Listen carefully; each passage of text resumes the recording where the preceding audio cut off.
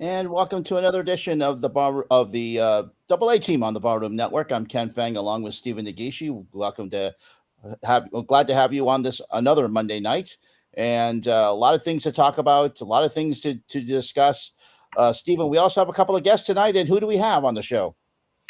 All right. Well, we have a little bit of a change from our last announcement.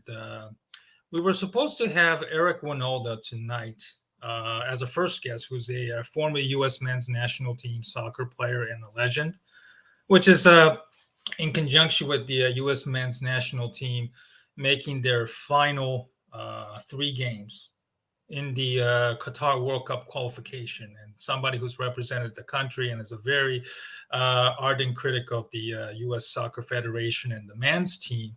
I was very, very looking forward to having him, but he's currently working with the traveling soccer team, so he wanted to reschedule at another time, and we obliged. And we hope to have Eric at a different time, hopefully when the men's national team already qualified for the Qatar World Cup this upcoming week. So instead, we have Mr. Allen Trieu, who is a Midwest recruiting analyst and an expert for 24/7 Sports. He's a Vietnamese American living in Michigan. Has agreed to come on at the last moment. We're really, really excited to have him to talk about the college football recruiting, how they come up with the system, and the current state of the Big Ten football, since we're based in Chicago. And for the second guest, I've been in touch with this man for quite a while, having lived in Dallas-Fort Worth. Jonah Javad from WFAA in Dallas, sports reporter and anchor for their news station. We're going to talk about the sports in Dallas. They're making quite a news headlines, both the Cowboys and the Mavericks, both on and off the field. And we look forward to having those guests on tonight on the show. Let's talk to our first segment. Of course, the Double A Team is about Asian and about the Asian community and what has been going on in the Asian world. One of the things that has happened, of course, happened over last year. We came upon the 1-year anniversary of it, and we were reminded about what happened was the Atlanta spa shooting on March 16th, 2021, in which unfortunately, 3 spas were hit. 6 Asian women were killed.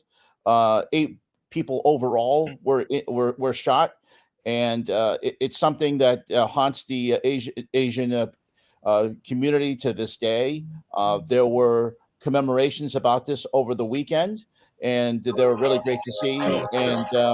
And Stephen, it was just one of those things that we still remember. And of course, in this, one of the reasons why we have this show is to discuss what we can do as Asians to stop this hate and stop the anti-Asian crime. And it's one thing that really hurts me to this day. Without a doubt, Ken. I mentioned this before. I lived in Atlanta for 5 years. For a couple of years when I first moved here back in 2014. And I'm very familiar with that area. I've drove through the area where the shooting happened many, many times.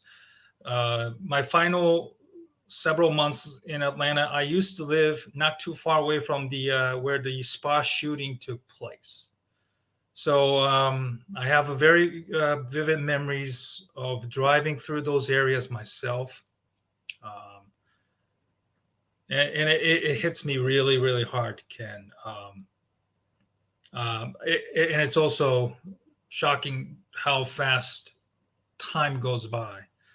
And to think that it only happened about a year ago. Mm-hmm.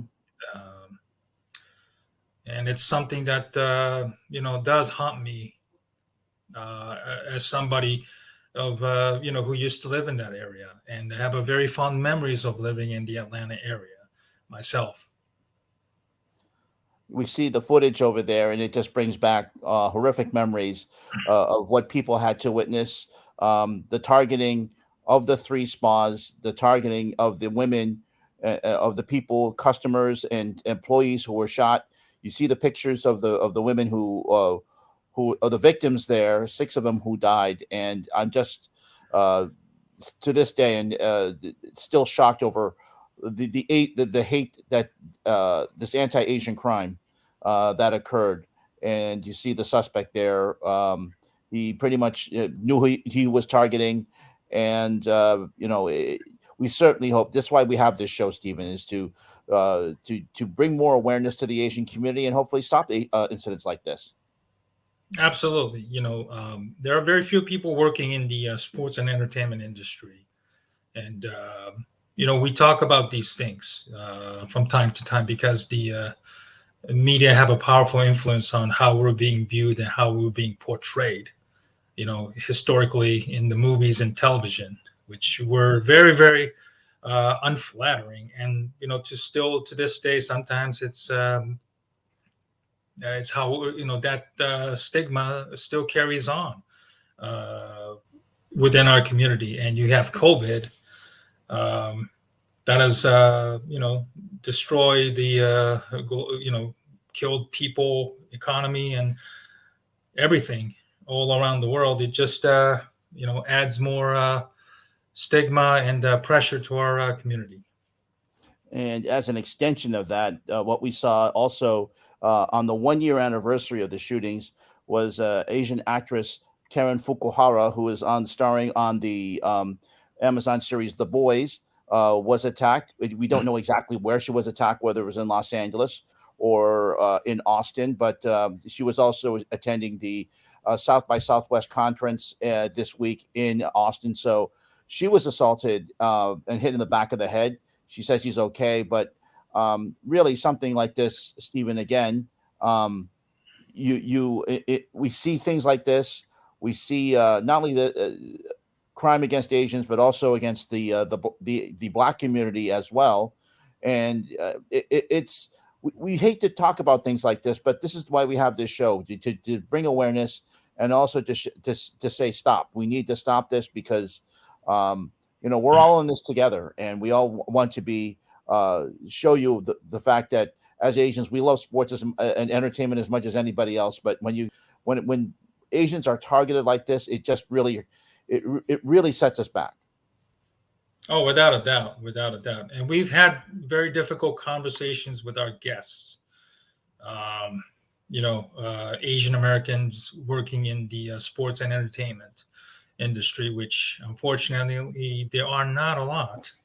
But you know, uh, I believe we've given a platform not just for ourselves, but for our guests to openly talk about the overall state of our industry and how they feel about it. COVID or no COVID, and their presence within the media. And we will continue to uh, give AAPI guests the opportunity to speak on behalf of the community that they represent. And we're going to keep on talking about what the role of media, what they have to do to give us a platform to speak out on this matter. And if they're not going to give us the opportunity to speak out, then chances are, we're going to create our own platform, just like what we have with the Barroom Network here. Hmm. Absolutely. And of course, we have Naomi Osaka has been one person we have discussed quite a bit on this program, going back to her days at the Olympics. Um, she also had an incident happening over at the Indian Wells tennis tournament last week where she was heckled during the tournament. She broke down crying. And I really don't, first of all, heckling it's one thing to boo a sports team, But when you boo an individual athlete, whether it's male or female, at a tennis tournament, that's where you're kind of drawing the line. And Stephen, I hate to see things like this because, Naomi, as she's in a fragile state right now with her mental health. And I think someone tried to do this to try to get a reaction out of her, and he succeeded. It sure is. The headline that you just saw was a Fox Sports radio host, Ben Maller, making comments about her reaction to Heckler making all female athletes look bad. Maller has a history of attacking Naomi Osaka dating back to when she retired French Open because she wasn't in the right state of mind to face the media. And I have a real anger reading the text as you see there as to what he is saying. First of all, let me just say this. Ben Maller is wrong on so many levels that Naomi's reaction hasn't drawn any rebuke from the other female athletes around the world. Nobody has come out and criticized her, maybe with the exception of dudes like Ben Maller, who works overnights and has to work extra just to get the attention from the others because he works overnights and has to resort to attacking somebody like Naomi Osaka, which he has done on more than one occasion just to get a rise or something. Okay? First of all, her reaction does not make other female athletes look bad. Is Sue Bird, Megan Rapinoe, the Williams sisters, who's received a lot of hatred and criticism, has she spoken out and called her out? I don't think so. More importantly, only people like Ben Maller, who are such a chauvinistic dudes who has to attack Naomi Osaka just to get clicks or just to make their points across in such a fallacious ways that it just makes me really angry. And I'm not going to try and tie to what happened with Karen Fukuhara and the Atlanta spa shooting, but people like Ben Mallers are the ones who attack women, especially the Asian American women, that makes it so easy to accept attacking women.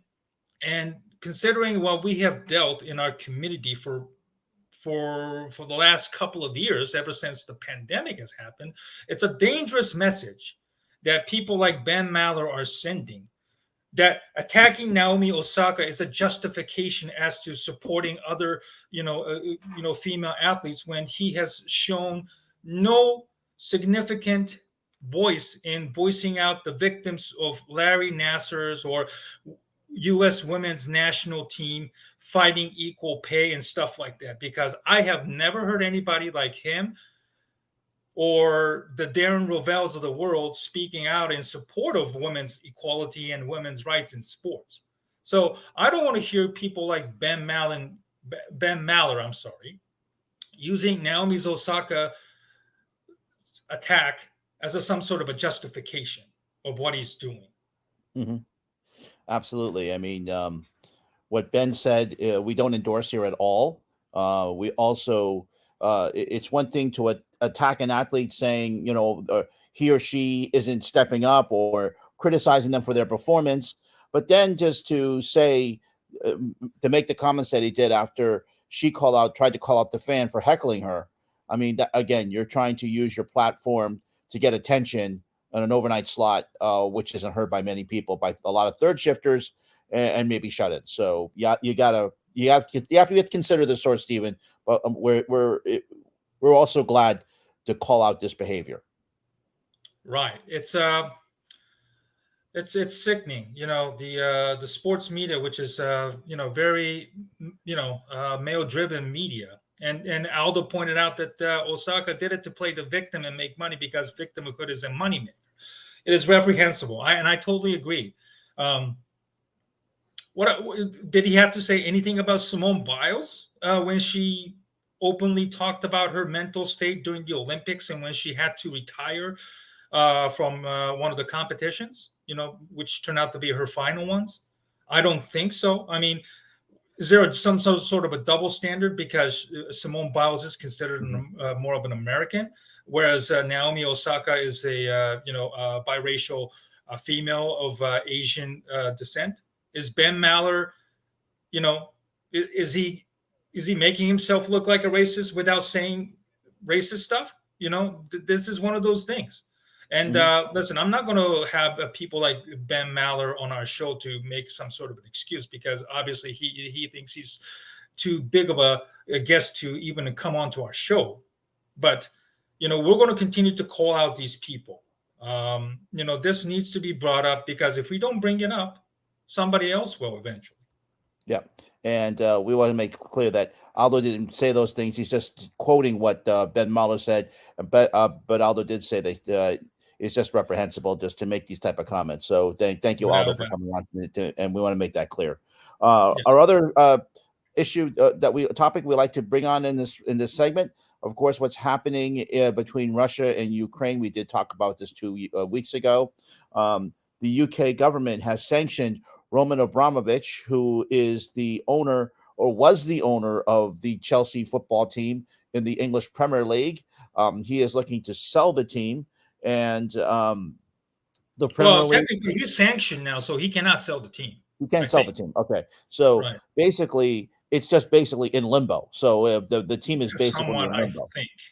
Yeah, I could be wrong, but now that he's sanctioned, because UK government has actually taken the team away from him.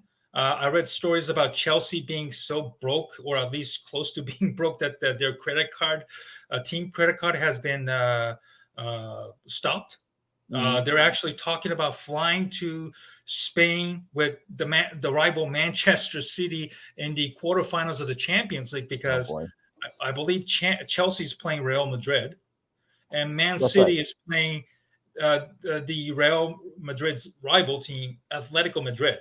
So that's how bad it is. And in the game last week in the FA Cup, they asked the Middlesbrough team to play without their fans, because they cannot allow to sell tickets to the Chelsea fans, which drew huge criticism and a rebuke from the the media, as calling them out for being such arrogance.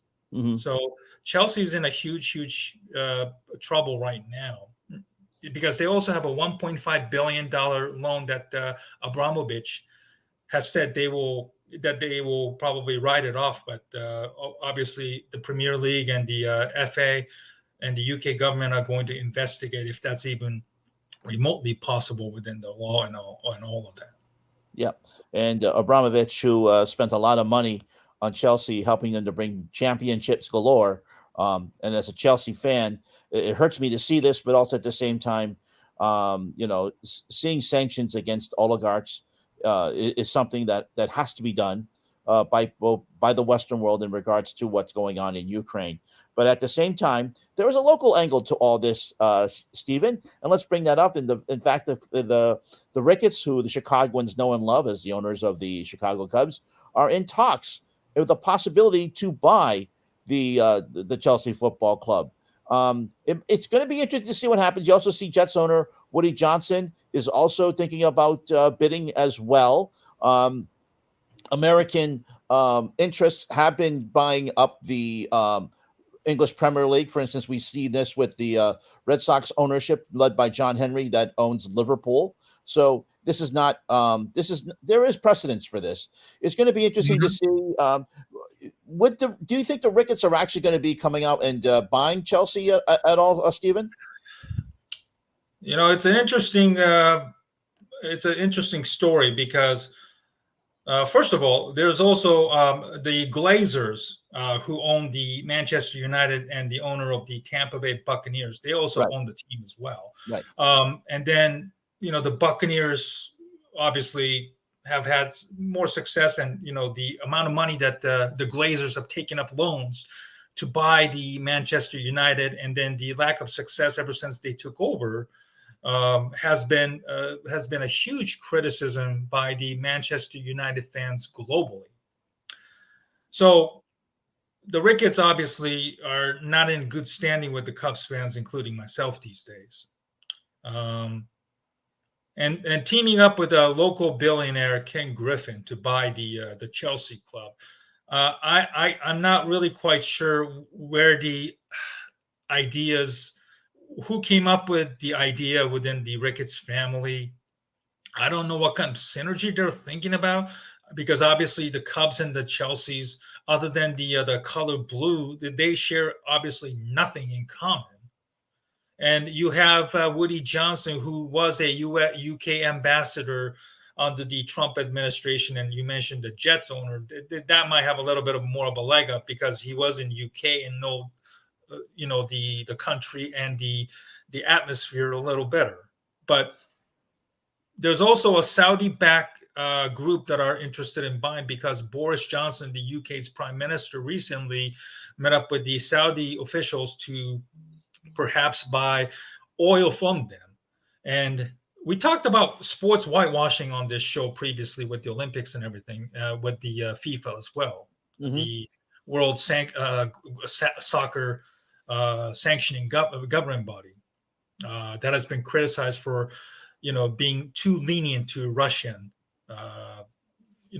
dating back to the 2018 World Cup in Russia, among other things. And Newcastle, the long struggling team that was recently bought by the Saudi-backed group. Manchester City is owned by the UAE consortium led by the UAE government. So there are, a lot of, teams that are non-UK ownership that have taken up premier leagues, including the U.S. And there was an article that was on CNN talking about UK Premier League, facing some sort of a reckoning right now of being too lenient or giving these oligarchs and the Saudi Arabia princes an ownership where they spend tons of money. You could call it maybe money laundering to some degree.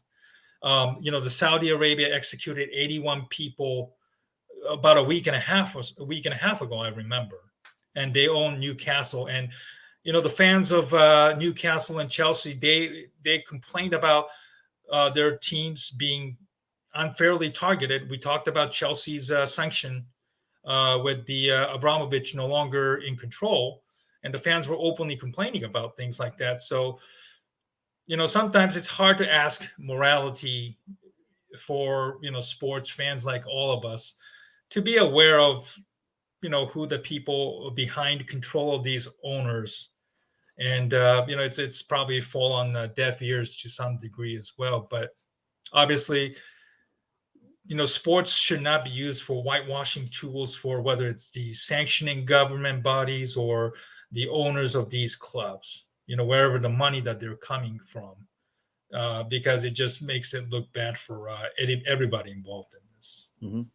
Also, too, about the Ricketts, they signed Seiya Suzuki, and Asian player, something that Stephen and I are quite excited about. Stephen, let's talk a little bit about that and the signing of the player.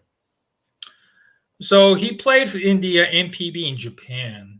He played for Hiroshima. That's a very small market club that has produced, a lot of ex-major leaguers like Kenta Maeda with the Dodgers and the Twins, Hiroki Kuroda with the Dodgers and the Yankees, and now he's the latest Japanese player from that team to come overseas.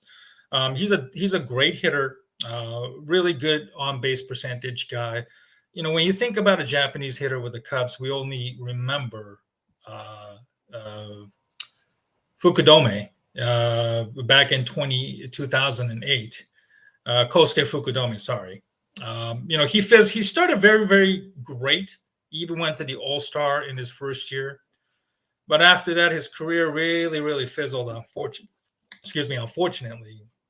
And we talked about the AAPI racism and stuff like that, and women obviously have been taking a lot of blunt of attacks and all over the country. But I want to preach patience with Suzuki. I know a lot of Cubs fans on the Barroom Network, who are frustrated with the Ricketts, and I'm one of them too, to be honest with you. And the Ricketts obviously trying to divert their attention to buying Chelsea is not going to help the Cubs fans' sentiment that they have obviously not done enough to help bring this team back to where they were in 2016 when we won the World Series. And this team is nowhere near that. But that's obviously for another time.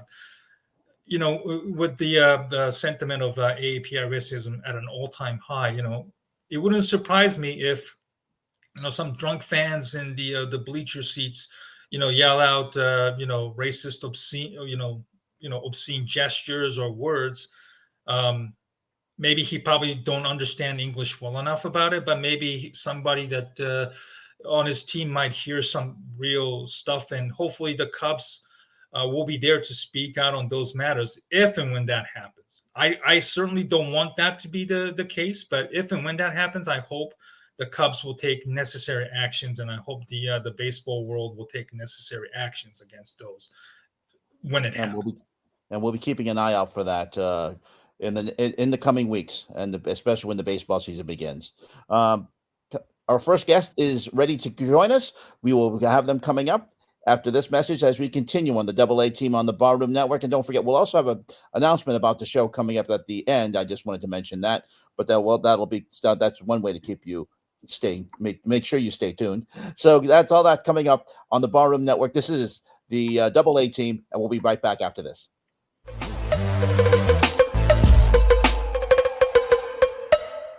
Ellis Hall, since I came here, has been expanded twice, and both times after we were gone, by the way. So we never got it. But I mean, it was tiny. Do you think that Allen Trieu would politely ask you to leave the weight room because it was so crowded? I told you what Allen used to say to me. I know, that's why I'm asking. No, and that was at 5:00 when there's no players around. There you go. Get the out of my weight room. And I go. I think I got a commercial here.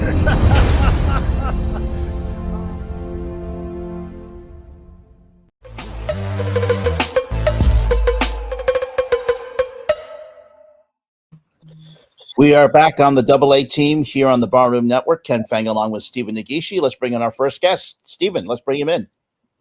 All right. We want to thank this guest for coming on such short notice instead of Eric Winolda tonight. He is the recruiting analyst for 24/7 Sports in the Midwest. He's also an occasional contributor for the Big Ten Network as well. Allen Trieu. Thank you so much for coming on, Allen. How are you?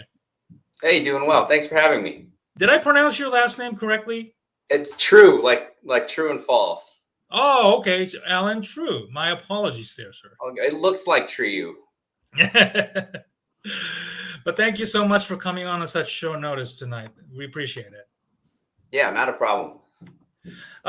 Give us an overall where you started your career. I understand you back in when you were still in intermediate school, you started your own NFL draft site, correct? Yeah, so I was really into the NFL draft growing up, really into the NFL period.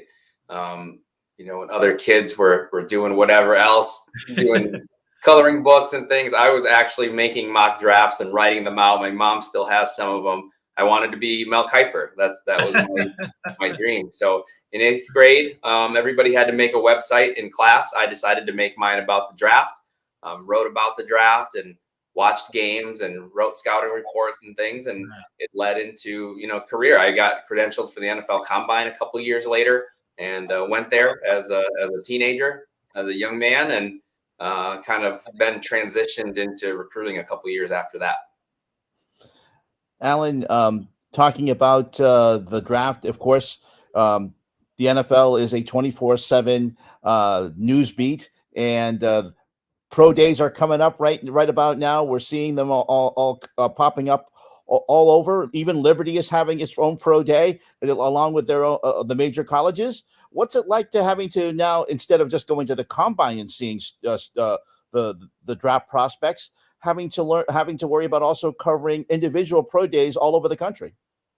Yeah, so now I've transitioned more into covering high school recruits. So the high school kids who are going to be those college players who eventually will be in the pro day. I go to a couple of occasional pro days just to see some of the guys who, I wrote about or knew when they were in high school work. Like I was just at Western Michigan to see some of those players work out. But for us right now in the spring, we're going to high school recruiting camps and combines where all these high school kids from different states come together and they do drills, they compete, and it gives us a chance to see them kind of compete against one another.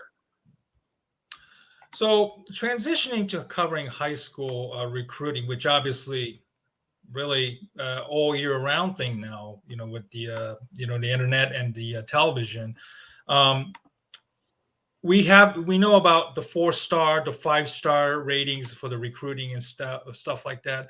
How do you come up with that? And what is the level of accuracy that you've had to, when you scout and look at the players in person and on tape, you give out stars. What's been the accuracy rate, and how confident have you been in giving out those stars?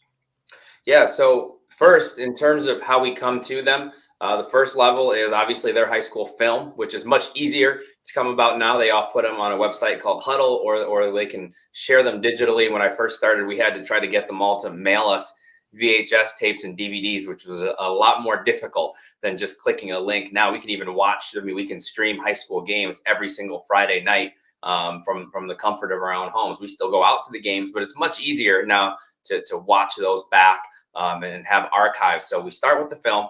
We then go to some of the camps that I've just talked about. We go to college camps in the summer where the schools are working the kids out and trying to determine if they're going to offer them a scholarship or not. And then we also look at, data that we can come across. More than ever, we're looking at, testing numbers. We're also looking at track times. We're looking at other sports. We find that a high number of players who go on to play beyond college, have success in college, and then play on Sundays, played other sports when they were in high school. So we've looked at that more and more. And I think that throughout the course of my career, all of those things have allowed us to get more accurate as the process goes on. We have more information about the student athletes than ever before. We see them much more than ever before. We have more resources to be able to do that than ever before. With just the amount of accessibility of information is much greater than when I started. And that's helped us become very accurate. Now, I think that it's very difficult what we're doing. We're taking a sometimes 15, 16, 17-year-old high school player and trying to project what they're going to be like at 20, 21, 22 and beyond. And so you're going to have some late bloomers who we miss on. You're going to have some players who are highly regarded who, for whatever reason, don't turn out. That happens. We just talked about the NFL draft process. They go through extensive research on these players. The NFL does incredible research on them. They're also evaluating 22-year-olds, not 16-year-olds, and the NFL still gets it wrong. So we're all going to get them wrong from time to time. But like I said, I feel much better about where the process is at today, and also feel good that we are going to continue to get more accurate with each passing year. Because also, in addition to all the information, we're also just getting better at this. When I started, I had nothing to compare my information to. Now I have years of experience to pull from. You talk about the access that you have now, but talk about some of the things you're trying to get. Trying to get that tape. You made those phone calls you had to make. Literally the footwork that you had to go through all this. How now you compare what you had to do 10 years ago to now, Alan?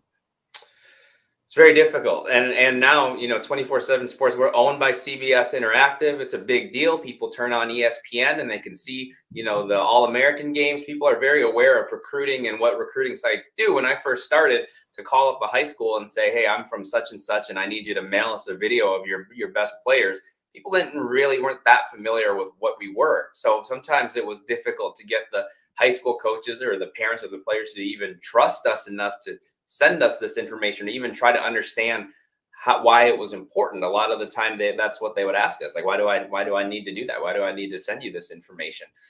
So it was a real process of getting all that sent. I was in college at the time, so I was getting boxes and boxes of DVDs mailed to my dorm room at the time. I think our mail person at the school kind of wondered what I was up to in my room. But and then the travel, even traveling was tough. I remember printing out MapQuest directions and trying to find my way to Ohio or Wisconsin or these other states that I was going to.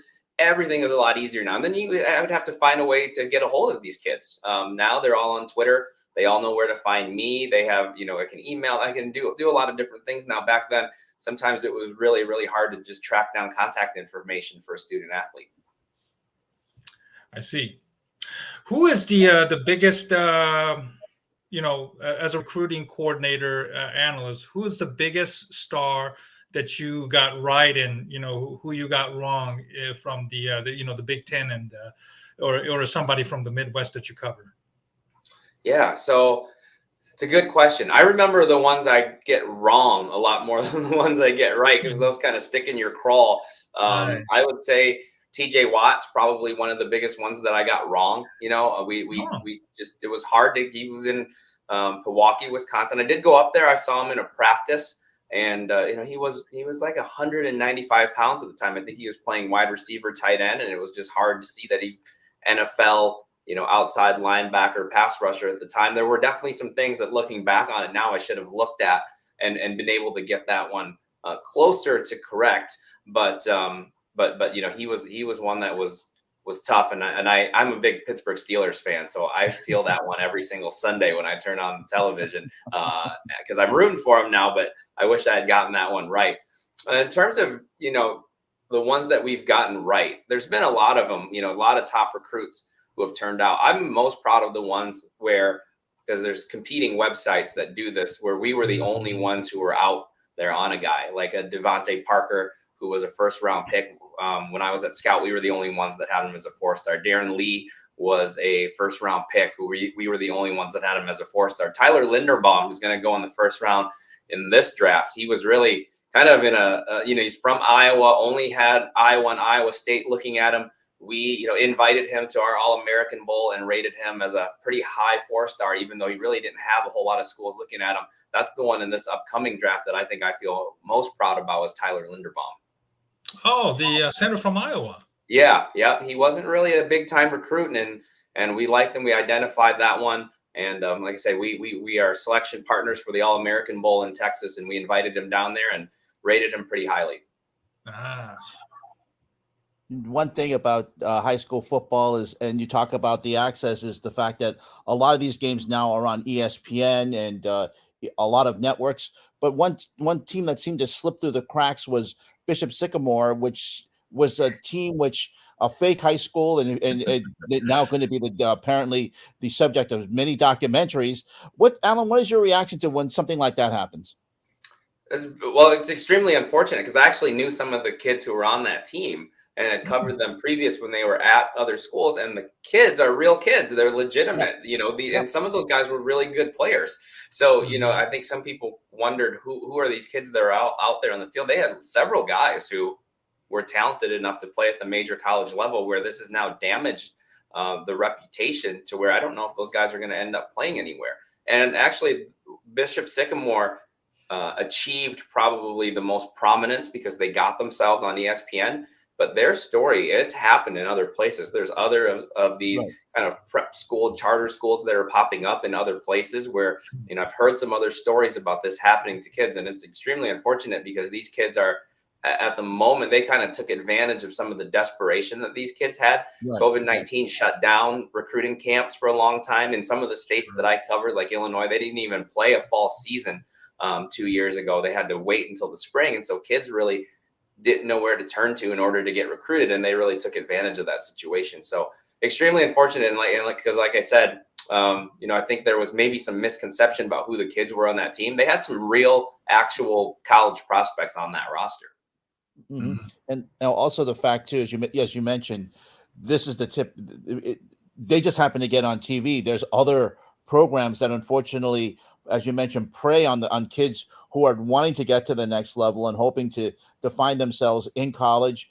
How does it get prevented? How do we stop things like this? Yeah, it just happened too with a recruiting service. There was a recruiting service that was charging parents to help, get their son recruited. And I think that parents and student athletes need to just be aware that if it sounds too good, then it probably is. If somebody's offering to kind of wave a magic wand for you and get you recruited, or there's this magical prep school that you can go to help you, and you really got to research that from all angles. I think these kids are so, they have such big dreams. This is a lot of them. It's their dream. It's their way to get an education. It's their way to go to college. And so they're so excited when these opportunities come up that maybe they don't thoroughly look at who's running the organizations or look into them. And so before you pay anybody anything, make sure you research it. And most of the time you can get recruited for free. Most of the top recruits that we cover, their high school coach helps them. They have trainers who help them. Even, websites like ours or other recruiting services can help them. And a lot of them don't charge the student athlete anything. You should be able to if you're a good player, you should be able to get recruited without needing to pay anybody anything. One thing about sorry about that, Ken, my apologies there. One thing about, the recruiting in both college football and basketball, the game changer has been the NIL, name, image, and liking, where players are now eligible to get pay, with the sponsors and commercialize themselves.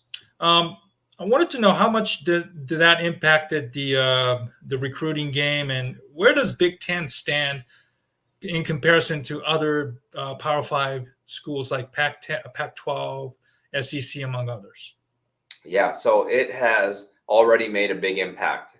It's still pretty new, so I think we're all still figuring out exactly how much impact it'll have and which ways it will impact recruiting, but there's no question that it's had an impact. I mean, just today, you're asking this question at a great time. Tennessee got a 5-star quarterback who I think has agreed to a very large NIL deal. And last year, when you saw on National Signing Day, Jackson State, Deion Sanders signed the #1 recruit in the country. That doesn't happen without NIL. That doesn't even come close to happening, I don't think, without NIL.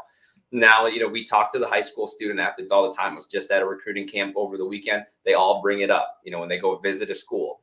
It used to just be, you watch a practice, you talk to the coaches, you talk to some academic people. Now they say, we've talked to the NIL people as well. Schools have staff members who are assigned to show them what they can help them with in order to take advantage of NIL. It's now a very big part of the recruiting process. And it's varying levels for varying kids. Like this 5-star quarterback stands to make millions off of NIL. For most of the recruits, we're not talking millions. We're talking about, maybe you partner with your local credit union and you get some pocket money, that kind of thing, right? So there's all different levels to this, but there's no question that these top recruits, when they're going on these visits now and they're picking their schools, that's a part of their decision and a bigger part of it than even I anticipated it being.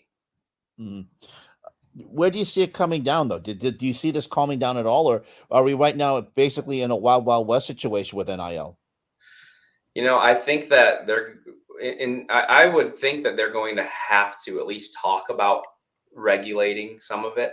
But I don't know that that's going to work, because this has been a long time coming. And it started with the video games, and they've gone through a pretty big process to get to where it is now. So I don't know if, I don't know all the ins and outs legally, but I would imagine it would be pretty hard to reverse something like this. So maybe you can regulate it somehow. But I also think that if you're a high school student athlete and you've put yourself in the position to where somebody's willing to give you $8 million to endorse something or to be part of their whatever it is that what the agreement is, then maybe you deserve that. So I think it's possible that it'll just stay the way it is.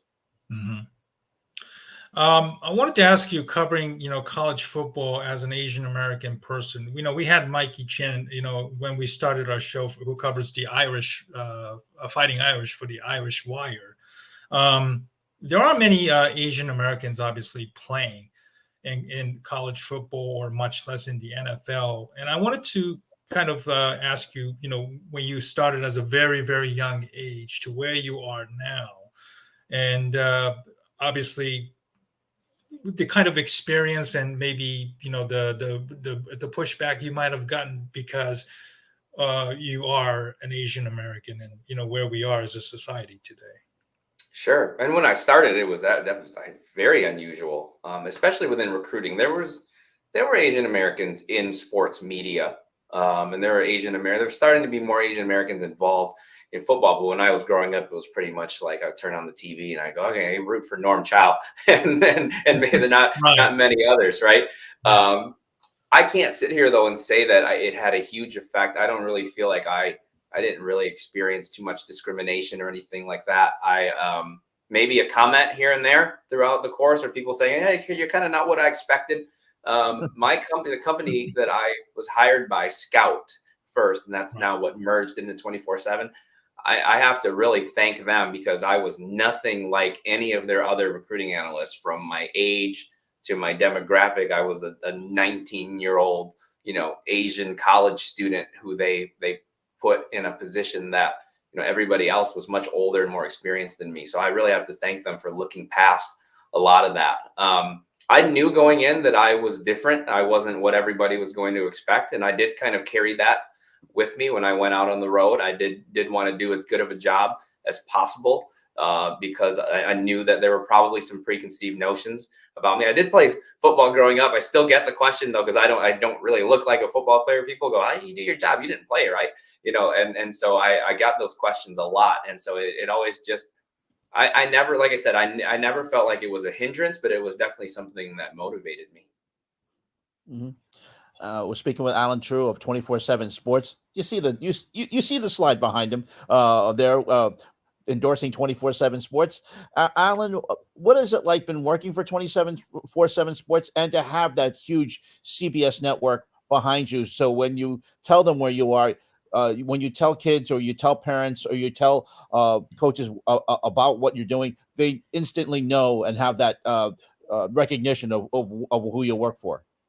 Yeah, so in the past, we've had some other big parent companies too, but CBS is definitely the best that we've worked with, and it's from every level. Even some of the things that we've talked about, during the pandemic, and when there was violence against Asian Americans, they had town hall meetings, they had Zoom meetings that we could participate in. Like, from every aspect of this company, from the support we get to, like I mentioned, some of the resources that allow us to travel, or to be able to pay for streaming services to watch these games. They are extremely supportive, and really they're incredible to work for. So not only the name recognition, but just the type of company they are. But there's no question that, when I used to go to games, high school games, and I would say, hey, I'm with Scout, I'm here to watch the game, there were times where they would say, well, you guys aren't a real media organization. You have to buy a ticket to get in. That happened in the past. That doesn't happen anymore. And that's definitely one of the big bonuses of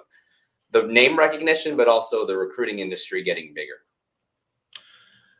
Let's ask you the top incoming freshmen in the Big Ten, since we're in Chicago, where Big Ten is located. Who is the top incoming freshman in the Big Ten, in your opinion, that we should keep an eye out in the upcoming college football season? Yeah, so the one that we went with, and it's maybe we're kind of off the beaten path of some of the other services. We really like this quarterback, Drew Aller, that's going to Penn State. He's from Ohio, big time guy, 6'5", 230 pounds, can move. We've compared him to Josh Allen. He's already on campus. These kids, that's something different now too. These kids can enroll mid-year and start school really a semester early. So he's doing that. He's getting a jump on it. Since I've covered Penn State, they've had some really great players. They've had the, Micah Parsons and the Saquon Barkleys of the world. They haven't had a 5-star quarterback since James Franklin has been there. So I think he has a chance to really kind of shift things for Penn State if he turns out to be what we all think he can be. Let's talk about, what about Michigan and Ohio State? Are there any good ones that we should keep an eye out on? Yeah, so Ohio State had a really, really good class, and there's really good class defensively. I think the guy to look out there for that I've covered is CJ Hicks, linebacker, very athletic guy. I think he has a chance to play right away. They're losing some players in that position. I think he has a chance to come in and make an immediate impact. Michigan, if you're a Michigan fan, one of the frustrations for them has been that they haven't been very as big on the defensive line. They've had great players outside like David Ojabo and Aiden Hutchinson. They've got a couple of 300 plus pound guys coming in on the interior, Kenneth Grant and Mason Graham. Will Johnson, a defensive back from Detroit that I've covered, was the top player in that class, 5-star cornerback. I think he's another one to watch out for also. And since we're, Chicago-based network, we have to ask about Illinois and Northwestern. Obviously, two teams that have somewhat struggled in recent years. Obviously, Northwestern had more of a success going to the Big Ten championship 2 years ago. Where's the current state of the both programs, in your opinion? And can they make any significant progress going forward? Yeah. So first with Illinois, I think with Brett Bielema, they have done they've done a noticeably better job in recruiting, and they've done it at home. That was one of the big complaints about Lovie Smith, was that the high school coaches felt like he didn't recruit in Illinois enough. I think it was maybe 2 or 3 years ago, they didn't sign a single player from the state of Illinois. And I think they had 11 a year ago under Brett Bielema. And then you can see that again in this class. So I think he's targeting the same kind of kids that he did at Wisconsin.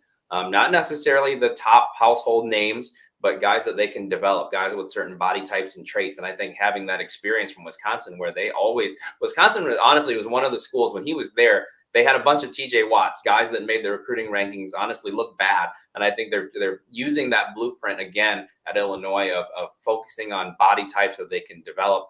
Northwestern, they just have to try to sustain the success. They've had some great years and then some down years. They're in the Big Ten championship game and then they have a down year, and then they're in the Big Ten championship game and then they have a down year. I think they just have to find a way to sustain that. But I think high school recruits are getting a lot smarter about the way they go about recruiting. 10, 15, 20 years ago, the kids all picked the biggest logos. It was Miami and USC, I think, at the time. Now kids understand that they have to make decisions beyond just football. And Northwestern offers great academics. They offers a beautiful campus and beautiful facilities. And they have a coaching staff there in Pat Fitzgerald where, that's a worry for kids when they pick a school and maybe the coach leaves. Well, Pat Fitzgerald is coaching at his alma mater. He turns down NFL offers every year. I think you can feel pretty safe that if you're a high school recruit and you pick Northwestern, Pat Fitzgerald is going to be your coach. And I don't know that you can say that about a ton of other programs. We're speaking with Allen Trieu from 24/7 Sports, talking about Midwest football recruiting. Let's talk about that big elephant in the room that's always in the Midwest and always has a big Chicago fan base, and that is Notre Dame. How do you think they're doing? Notre Dame, we just talked about it today. Notre Dame has a chance to have the #1 recruiting class in the country this year, which is pretty incredible, right? When you consider some of the staff changes, Brian Kelly leaving, but they've had their share of success. They've been to college football playoffs. They put a lot of players in the pros, and they also have a really nice campus and academics to offer. So there's a whole lot of things there at Notre Dame. And Marcus Freeman is a really personable young coach that I think the recruits have really connected with. Part Asian, by the way, Marcus Freeman. Yes, exactly.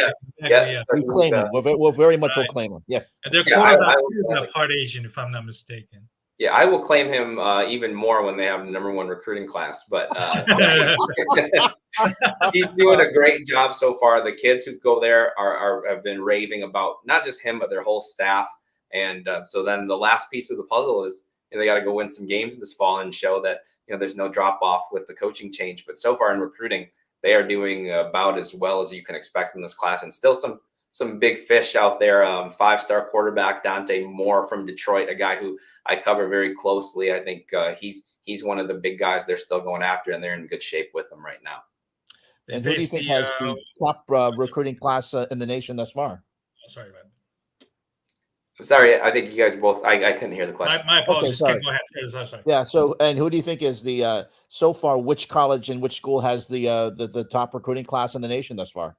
You know what? Off the top of my head, I don't even know. You think I should know that? But they changes so much between now and next. Like I don't like people are going like, we have the #1 recruiting class right now. Well, I think every year there's some odd school that has the #1 recruiting class in March or has a top 10 class in March, and it changes so much by February that I honestly don't even look at it. But the usual suspects will be Notre Dame's competition, Ohio State, Georgia, Alabama. You can always feel pretty safe that those schools are going to be in that top 10 somewhere. So I think those will be the schools that battle it out. Penn State and Michigan sometimes, get into that national top 10 as well.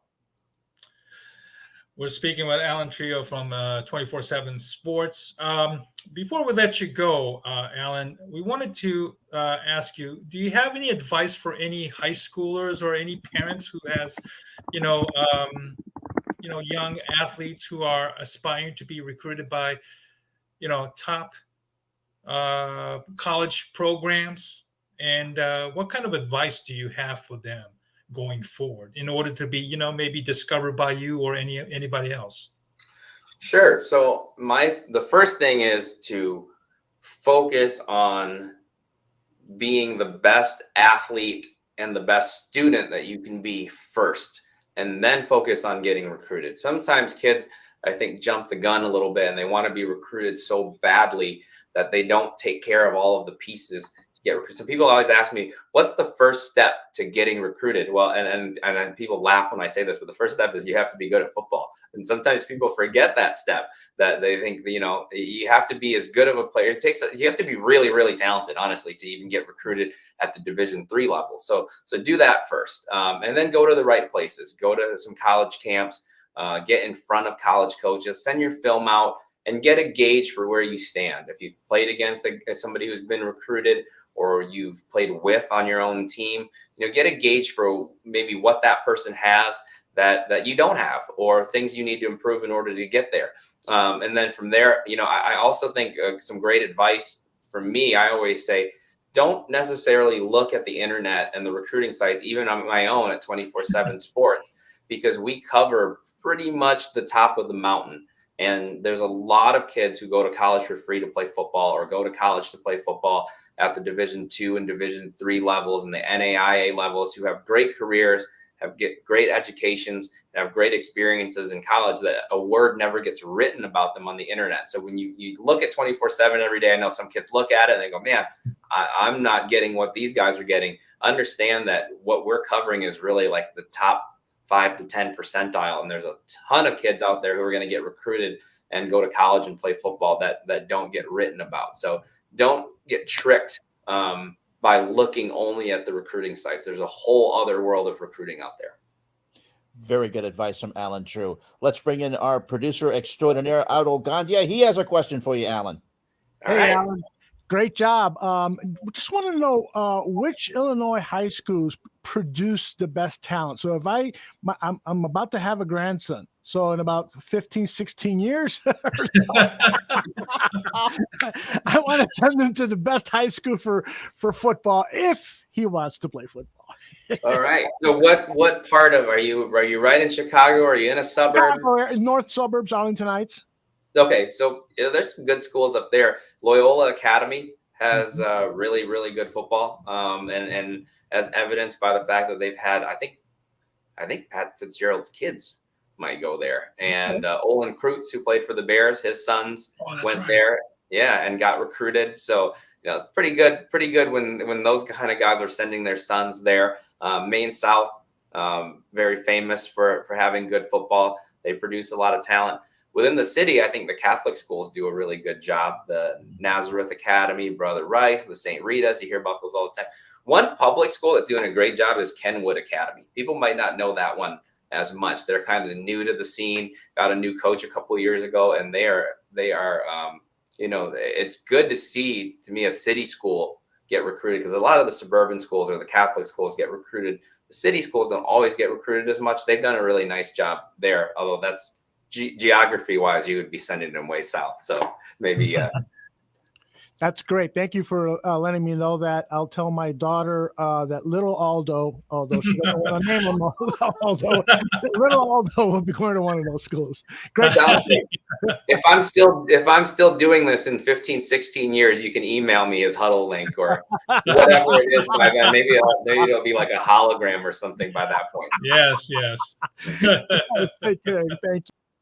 Thank you, Aldo. One other thing, though, if we had to, every state in Friday Night Lights talks about their state being the hotbed of high school football. But Allen, if you had to choose that hotbed, what would it be? It's a good question. Ohio in the Midwest is traditionally that. I think Michigan and some of the other states have caught up. If we're talking about the whole country, though, I don't think there's anything quite like Texas high school football. Yeah. I mean, you go down there and you see some of those high school stadiums and the weight rooms, and I mean, it's better than some of the small colleges up here. And you look at some of the salaries of the high school coaches down there, and then just how much the towns rally behind high school football in Texas. I love our football up here in the north. I'm a northerner through and through, but if I'm being fully fair here, I think that Texas has to be the one. Yeah, absolutely. I can vouch for that as somebody who lived there for a couple of years and expected to be moving there again in the summer for work. I lived in outside of Dallas, Allen Eagles, which is one of the top high schools in the country. Kyler Murray's one of the most famous alumni there. Their stadium is incredible, holds about 16,000 on a good Friday night games.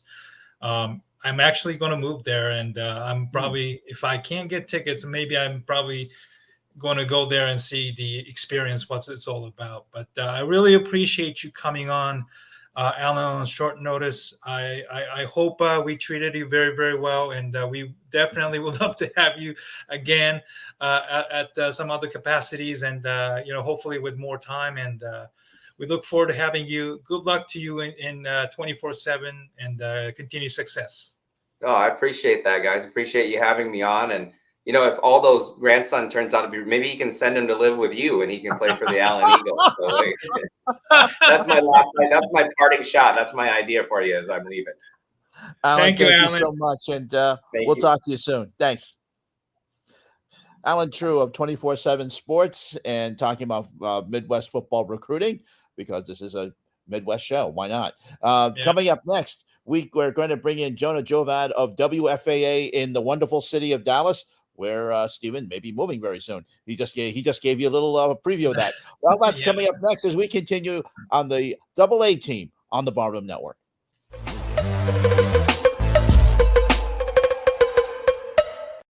The past year has seen a 1,900% rise in anti-Asian hate crime in New York City alone, with 2,800 incidents reported across 47 states and Washington, D.C. This is a national crisis, and we need your help to call it out. Call it a crime. Call it what it is: racism. Let's stand up together against hate. Learn more at stopaapihate.org.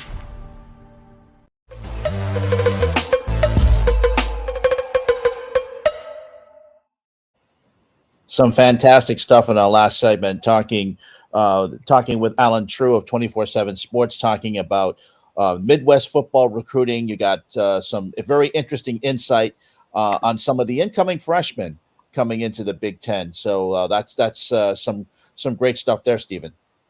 Yeah, terrific insight to the college recruiting world that Allen can offer. It's a grind. It's it's kind of like being a scout for college football. That all of us are really reading 24/7, literally. No pun intended there. But I live in Columbus area. Where Ohio State, obviously, a home of Ohio State, and people talk about college recruiting even at this time of the year. In February and March. So that's how important the the lifeline of college football now, and it's an interesting insight to his world. And one thing that Allen noted, that the hotbed of high school football is Texas. So that is a very good transition to bring in our next guest, Jonah Javad of WFAA in the beautiful city of Dallas. He is our next guest. And Stephen, now tell us a little bit about him. So as somebody who lived in Dallas-Fort Worth, I came about the same time, I believe, Jonah Javad, by the way, joined WFAA. Probably in the early 2018. So I was only a few months after I moved to Dallas-Fort Worth, and I started watching, WFAA sports because of the great Dale Hansen, who is now retired. And then, I started following him and the others on that channel more so than any other local channels. Although I believe there is a link that I sent to you about one of his recent works, if you don't mind playing. Good, better, Ryan. Better, Ryan. At first glance, the Coppell boys basketball team, My whole team. We've won 3 district championships in the last 4 years. looks like any other. What's the difference between me and you? Me and you. But look closer, and you'll find It's special. It's a special team. You don't really see a team like this anywhere else. Coppell's roster is a poster for diversity. Davon Crane, Noel Burhi, Alex Tung, Arhan Lapsiwala, Niles Brown, Ryan Argwal. 7 players are the sons of immigrants, 5 from India, 1 from Eritrea, and 1 from China. I think by far we're the most diverse team in Texas, for sure. We're probably one of the only teams in the country that has 5 Indians on the team. 2 of those 5 are longtime friends, Davon Crane and Stanford commit Ryan Argwal. Our parents have known each other since before we were born, so we have pictures together from 1 month old. It's been really fun. You just learn a lot more about other people. You learn what other people go through. I know a couple guys on the team have been called certain slurs and stuff because of their race and stuff, but it's at the end of the day, they know that they have teammates that are going through it, and if we can all fight through it, then they can fight through it. I'm Asian, right? You don't really see many Asians playing basketball, so you gotta represent. I share my music and stuff with them. I put them on new stuff like that, and they'll teach me about their culture, their foods and everything. So it's not hard, especially with guys like this that are they just want to let you in, and they're friendly and they're good people. Nas Brown is the only member of the starting lineup with both parents from the United States. But when you have the respect that we all have for each other, getting to know each other's culture, we can all coexist, we can all succeed like we all do on our team. No matter your skin tone, your background, it doesn't matter where you come from. I think the pride it instills in me is not that they see each other for their differences, but it's how much they embrace the uniqueness that each one brings to the table. This story hits home for me too, because I also am the son of an immigrant, and we hope it's a reflection of a world that we can all live in one day soon. In Coppell, I'm Jonah Javad. And let's bring Jonah in right now. That report, fantastic. That's network quality right there. Jonah, Yes, thanks sir. for joining us today, and welcome. Yeah, thanks for having me. That story is actually funny. The background to it is I was filming highlights of a Coppell boys basketball game earlier this year, and I'm just looking at their roster, and I'm like, oh my gosh. I had never seen anything like it. Typically depending on the neighborhoods, it's, mostly a white or a black team. And sometimes you'll have, various minorities, but this one was it was everyone. It was really cool. And what I loved about it was what you saw in the story there, how much they've learned from each other at such a young age about everyone's kind of uniqueness and kind of bonding through that. So thanks for sharing that story. I appreciate that. No problem. As somebody who lived in that area, I lived in Plano and Frisco, and I'm actually getting transferred again back to that area in the summer. I'm really, really excited about going back there, and I work with a lot of Indians, obviously working in the tech world. That area is very, very diversified, as you can probably remember, as you know. So it's not really, really surprising. That area is so diverse, but I'm really, really surprised that there were actually, gentlemen from Hong Kong and Indian playing basketball in Coppell or anywhere else in Texas, much less. Yeah, Coppell as a city in Texas, it's one of the more diverse melting pot cities, I would think, in the greater, outside, after you get outside of Dallas, obviously, which is, probably king to diversity. Richardson's starting to grow, and Richardson's got a really diverse background, people from a lot of different cultures as well. But Coppell, yeah, I think it's because of the schools, and people are drawn to that if they're moving here from other places, and so yeah, it's kind of blossomed into that a very unique environment for sure. What was the reaction to the story when it first aired? I mean, I was really, that's the first time I saw it tonight, Jonah. I was very touched by it, very moved by it. What was the reaction from the viewing public by that? Yeah, it was the same. I don't think you could see that story and not feel slightly moved by it, right? Or somebody who's the son or a child of an immigrant. It kind of hits home for a lot of people, I would think, just because of where we're at now culturally. It's native Texans, and then you've got it's a whole melting pot, right, of people from different backgrounds. So no, thankfully it was very positive, and if it wasn't, then it says more about them than it does anybody else, right? Exactly. So Exactly.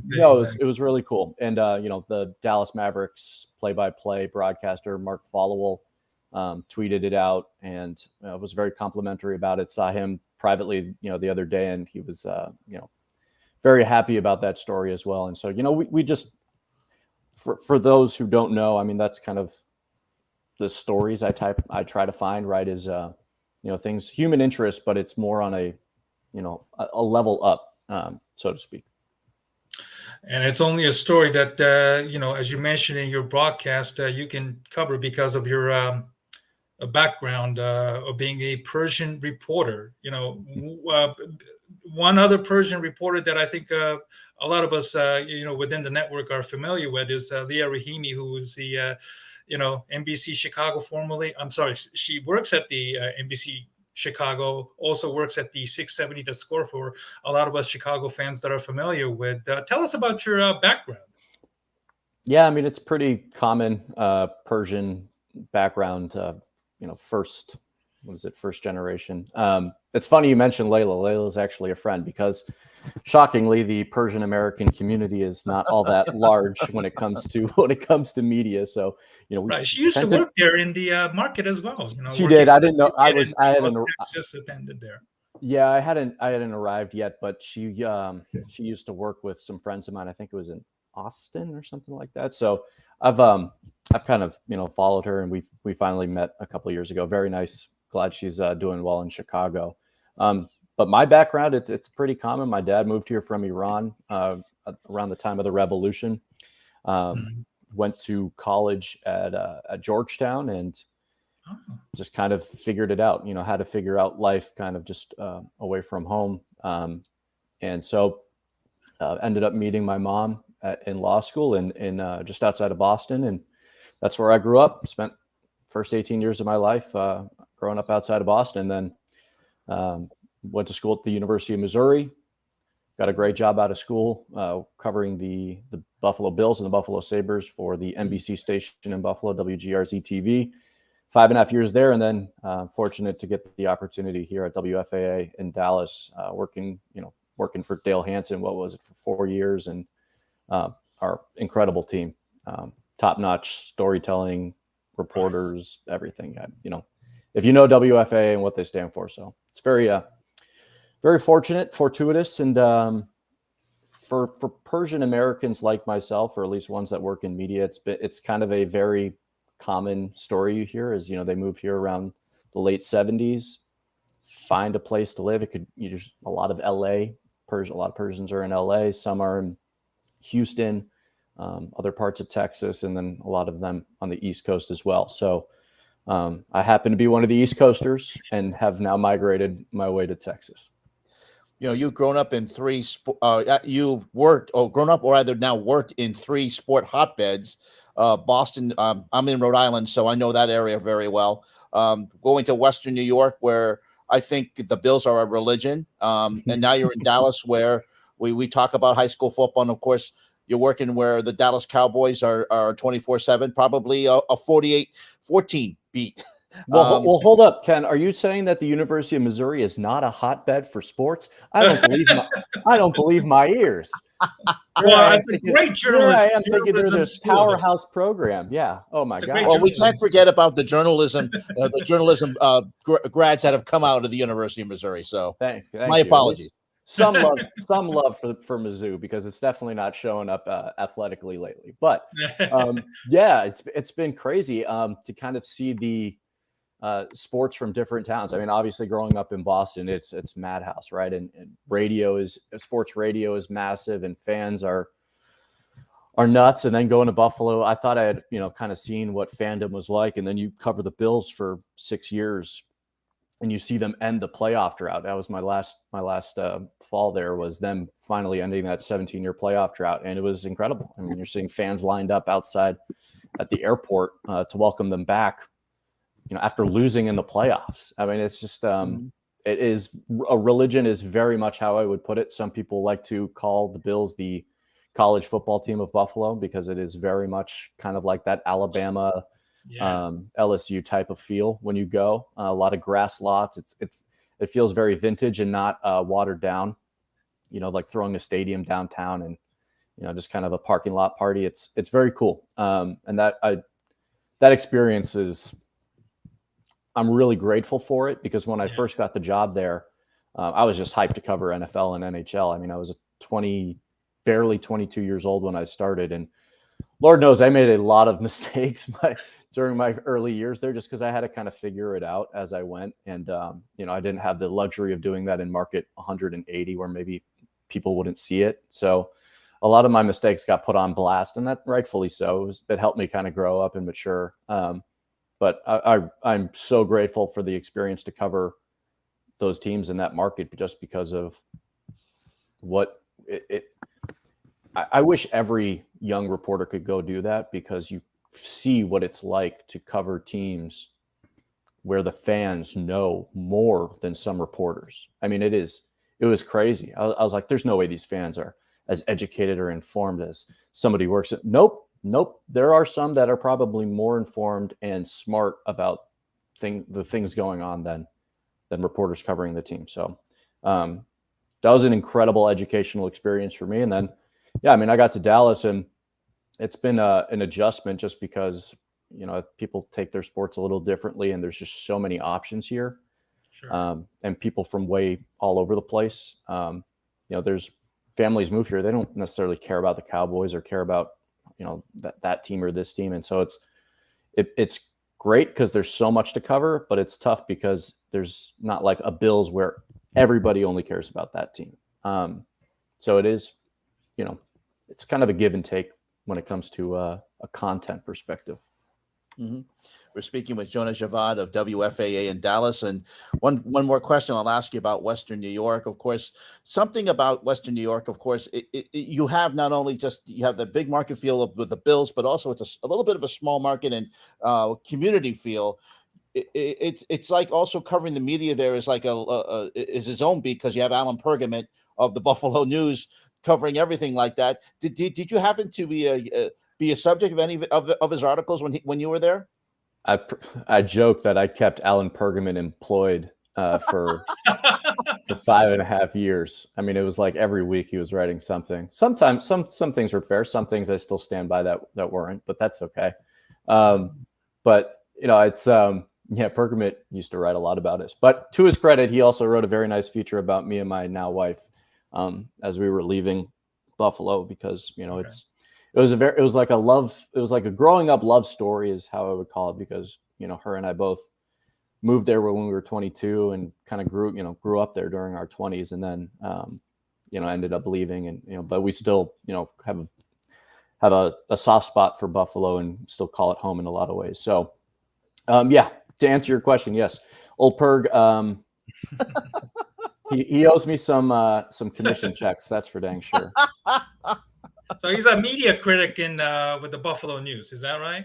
Yeah. I mean, if you Googled my name from like 2012 to 2018, it was just nothing but like Jonah Javad did this. I'm like, thanks, appreciate the publicity. I stand by what I said. So I see. But that was that's what I mean by it was part of the growing up process, is being able to take criticism, receive it, and not be mad or annoyed. And you could disagree with it, but what I loved, and I maintain this to this day, is I'm glad we had somebody kind of patrolling like that, because I'm a big fan of self-awareness and logic and accountability, and I'll be the first one to say if I screwed something up or I'm wrong, or maybe that was in poor taste or classless, which I said and did some stupid stuff my first couple of years there that probably crossed the line. And it was good to have kind of a watchman, so to speak, because that kind of criticism helped me grow and kind of molded me into, okay, I can push the boundaries in certain places, but what is too far? And typically 22, 23, 24-year-olds don't have that kind of mentor, somebody nurturing that type of process. You just kind of figure it out as you go. So fortunately, I didn't get fired during my time there. That would have been sad. Right. So for those of us in Chicago, he's kind of like Alan Perkman's probably the equivalent of Robert Feeder, who used to be the media critic with the Chicago Tribune, or in your neck of the woods, Jonah, in DFW, formerly, I guess, Ed Bark, also known as Barky, who used to be a media critic there. We got actually a question, somebody asking a good question, since you used to cover the Bills there, which was more important, hiring of McDermott or drafting Allen, which is probably the catalyst that spurred. It's like chicken or the egg kind of question. All right, this would probably, I'm sure many people would disagree, but I would say McDermott, just for the fact that he changed the entire culture there. And I don't think they draft Josh Allen if McDermott doesn't become the head coach, because McDermott and Brandon Beane, the GM, were a package deal when they came in. Right. And that was my last year covering the Bills. And I got to see firsthand, they came in and cleaned house. I mean, they just got rid of bad contracts. They got rid of players that Rex Ryan had really liked and just weren't worth, what they were doing. So they made some trades that at the time were like, how are you trading that for that? The value wasn't there. And there were a lot of questions. But the one thing that stood out was just how much they wanted to put their own stamp on that team. It had been the first time Doug Whaley had finally been removed from that organization, and Russ Brandon started to kind of distance himself a little bit. Just kind of an old regime of Bills characters that had been there too long, and fine guys, I guess, in their own right, but just weren't doing the job necessary to get the Bills over the hump. And so they bring in Beane and McDermott, turn the culture around. And I don't think that happens. I don't think Josh Allen's a Bill without all of that. So I'm kind of an evolutionary kind of thought process guy. It's like, yeah, Josh Allen's great. He's, generational, right? But would Josh Allen be this good if they didn't get Stephon Diggs? That was kind of a huge move because Allen's numbers before they got Diggs weren't that great. So they bring him in and he skyrockets. And so everything, like, especially in football, and I try to tell this to people because they're so knee-jerk reaction, everything is intertwined. Like, you can get a great quarterback. It doesn't mean anything if he doesn't have an offensive line, if he doesn't have some star receiver to draw double coverage. So, yeah, I mean, Allen was great, but none of this happens without McDermott and especially Brandon Beane. Mm-hmm. We want to thank the listener, Adeptus Serpentis, for asking that great question. We'll transition to your life in DFW right now. You work for the legendary Dale Hansen, who retired last September, I believe. DFW has always been a hotbed for great sports media personalities. Skip Bayless, Kurt Menefee got his start at the Ticket. Even the ones who are currently working over there at the Ticket, they all have 20 plus years of experience. None of them have left. Your friend Leah Rahimi worked there before, went to University of North Texas. Tim Kalishow still writes columns for the Dallas Morning News. You mentioned your colleagues Mike Leslie and Joe Trahan, who paid his dues and became the successor, and everybody. Do you feel like you sometimes, with all due respect, kind of get lost in the shuffle being in such a hotbed of, people? And I forgot to mention, WFAA used to be a place where Vern Lundquist worked there as well. That's not, I forgot there for some reason. You can't forget Uncle Vern. Come on. Exactly. What a dumbass I was there. But anyway, just wanted to know, what is it like to work in DFW? And do you sometimes feel like the pressure of having to cover and break the news? I think there's pressure with every role you have. It's market 5, right? And it's only growing. Like, I could see this being top 4, maybe even top 3, 10 years from now, just in terms of, population. No, I don't feel pressure, more because I know my role. I don't think people turn to me necessarily to be some take creator. There was that whole wave of First Take, right, and Stephen A. and all these guys who have made millions off of just creating a stance on something, even though in their heart and in their mind they don't feel that way, or they create it just because they have to, account for 3 hours of nonstop television. I don't have to do that. So I feel like when I say something, it means I believe it. I've thought about it a lot. I've watched what I'm talking about, as opposed to just waking up, quick digesting something, and then going and just, word vomit for 3 hours and turning it into some hot take career. I'm all for commentary, and I'm all for opinion. I'm cool with that, but it's got to be well thought out. It's got to be well presented. It's got to be well written. It's got to be insightful. I'm not a big just talk to talk guy, as some people might, realize. I'm just not into that. I'm much more of a writer author's mindset than I am, barstool sports kind of thing. You know what I mean? So, that's just my approach, and I'm very much aware of that. And I'll pick my spots if I feel like there's something I need, I want to talk about, whether I've got massive clout in the city or not. I don't really care. Like, I'll say it, and that's fine. But when I got here, I did a lot of commentary in Buffalo, and built a strong brand of that, because there wasn't a whole lot of it when I was there. But when I got to Dallas, I didn't want to be the next Dale Hansen. I didn't want to be, the next. You want to move the needle, but I don't want to do it in a fake and phony way. Sure. So what I found in, what I excel at is storytelling. Let me go tell the stories of the people, that are making waves, that are doing cool stuff, that are the most diverse basketball team in the state of Texas. Because that's the stuff I care about. I mean, if I have to insert myself into something, fine, I will. But I'd rather be just kind of a conduit of stories and of messages than to be the story. But again, it's picking your spots. Pressure, not really. I mean, it's local television. It's not, I'm not giving the State of the Union. It's, we got a job to do. Sure. I'm confident in it, and I've got a great team. Am I going to be your source for Cowboys breaking news? I'll try. For Mavs breaking news, I'll try. Sure. But chances are you're going to get that from somewhere else or a national spot. And so let me give you the stuff you're not going to get from them. So that's kind of my thought. We're speaking with Jonah Javad of WFAN Dallas. And of course, that was a station. You mentioned Dale Hansen. That's where he worked, and he's a legend over there. What are some of the things that you learned from watching him as you came over from Dallas? I mean, you say you're not going to try to be him, and of course, nobody can be a wordsmith like he can when he would put out those great viral videos of commentaries. But what are some of the things that you learned from watching him over the years?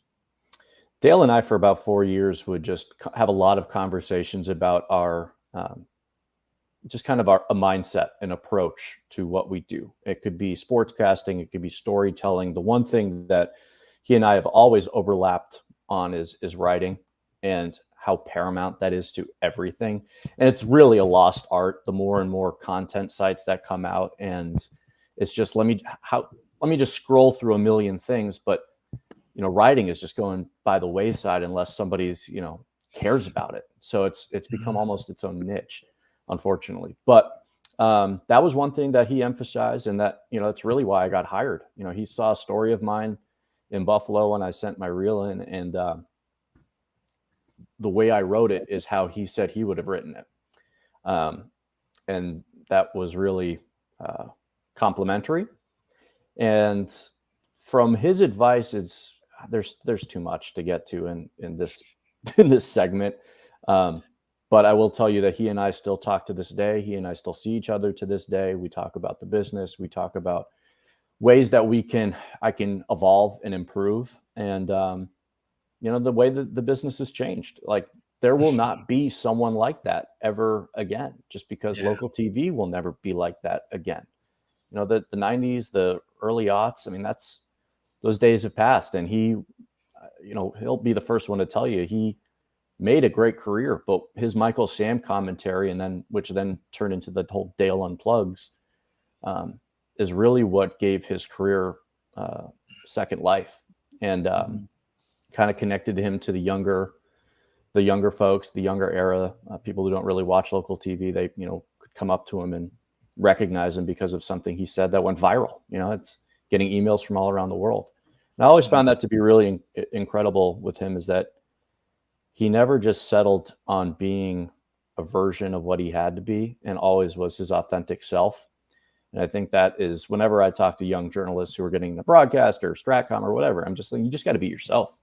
Don't be something you're not. And I know it sounds so cliche and so simple, but I watch reels and tapes of people trying to be a version. Why? People can spot that fake, phony presentation from a mile away. And so I've always really revered Dale for a lot of that, and his unapologetic way of doing things. Sadly, we have to apologize for the way we do things now. We're not 72 with a that kind of bankroll and that kind of street cred. So it's a little different. But there's a lot of lessons and things he's done and said, and personal conversations with him over the years that still resonate, and I try to implement in my work every day. As You a talked former, about also- go ahead, sorry, Ken. That's okay. You talked about writing to pictures, and that's in lost art. There's one person that you may have heard of when you're growing up in Boston, is Bob Newmeyer, who was on WBZ in Chicago, WBZ in Boston, and they showed a report that he did about the Flutie COSAR game in the University of Miami against Boston College, the Hail Mary game, and WBZ showed him writing to pictures. You mentioned it was a lost art, and I just watched that again just recently. I'm just amazed how important writing was, especially when you're doing that at the time was a 3-minute 50-second report. You don't get that nowadays. You're lucky if you get 2 minutes on a local segment now. But talk about how you feel about that, is about writing, and it still has to be important in TV news, and especially television sports. Yeah, absolutely. That's what's tough, is that when you care so much about writing in something and you just see it slowly wither, it's hard. Like, it's hard for me to see people not emphasize what I think is important. And they go for the more gotcha stuff, the more headline driven stuff, the clickbait crap. And I'm just not into it. And, maybe I really hope it's not like a highbrow thing, but just, how is writing not important? Right? Like, you write everything. You write an Instagram post, a clever caption. That's really what it is, right? It's being clever. It's, plays on words. It's double entendres. It's puns. It's just ways of presentation that are a little bit more thought evoking than just, some stupid, sentence, just throwaway words, right? But writing was driven into me by some mentors of mine when I was in college, and its importance, and how to use it smartly and not in a way that is phony and over the top. Use writing succinctly and judiciously, but not just for the sake of flowering something up. And that took time, right? Like, you're a young journalist, you have no idea. I mean, you don't know, part of my language, you don't know your ass from your elbow when you're first starting out anyway. But then you slowly start to find your voice, and things, take shape. And then, then you're off and running, and you find what works for you, your voice, and how you present things. And for me, I've always just been, I love bringing things full circle. I'll start something off the top like a stand-up comedian. And this is something Dale and I very much agree with. You have a line or something off the top, and then you weave the maze, you go through the labyrinth, and then you come back at the end, and boom, you bring it full circle. And I think it's just a way of, kind of putting a period on something. And so that's something I always try to do with my writing. Could be a story, could be a commentary, could be written, like even a digital article or something. But a point of finality and a callback, I think, is very important to writing. But I mean, man, make me an adjunct professor, and I could spend a semester teaching kids about writing. That's great. Aldo, who just posted there, he's the producer, and he used to work many years at the CBS Chicago in the public television, commentary, and so Aldo has a tremendous insight into, obviously having worked in media for many, many years before starting our network. Let's talk about the Mavs and the Cowboys, both obviously making news on and off the field. The Cowboys have not had a very good offseason in quite some time. Free agents losing, and then the bombshell report about PR executive Rich Dalrymple being accused of peeping the Dallas Cowboys cheerleader dressing room.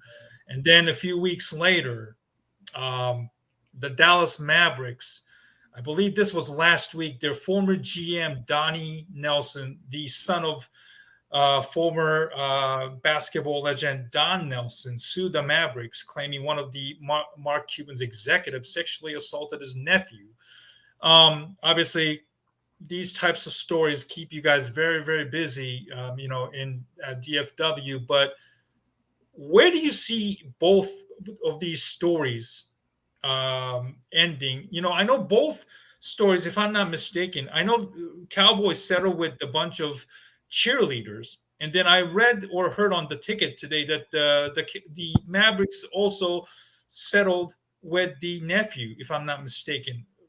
What is going on in DFW, and how do you see these two stories, with two owners with two strong media personalities, and Jerry Jones and Mark Cuban with the Shark Tank, and among other things? How do you see these two franchises being in such a negative spotlight, and how do you see these two franchises handling these off the field fiasco? Yeah, I think a lot of it will have to be settled in courts of law and settlements. And I can't really get into all the legalities, just because that wouldn't be, earnest and honest. And I don't want to speak about something I don't have facts on or reports on. Mm-hmm. But from, outside the box, I mean, it's unfortunate, right? Like and it's not the first time that these organizations are in the news for things that are not becoming. Misconduct is obviously so prevalent right now, and as it should be, in terms of coming to light and being publicized. And it's very hard. You can't. I don't want to. I can't say if anyone's guilty or not. That's again not for me to say. But accountability is a real issue in sports. Really, it's a societal issue, I would say. People are very bad at saying if something is done wrong, taking fault, or saying we could have done something better. It's very much everyone wants to put a PR spin on something these days. And just once, I would love something to happen, and then it's all right. We'll hold a press conference. We'll answer all your questions, and that's it. But when the thing with the former Cowboys VP dropped, Jerry didn't talk, didn't do anything public. And Jerry Jones, that guy has never said no to a microphone in his entire life. So, it speaks volumes that he wouldn't do something, wouldn't, go to the podium, at least answer questions, and settlement or not. I mean, it's a big deal. And the fact that the VP was unceremoniously departed, he quits. And usually there would be some long Twitter post or statement or team issued something, and there was nothing. That kind of says a lot too.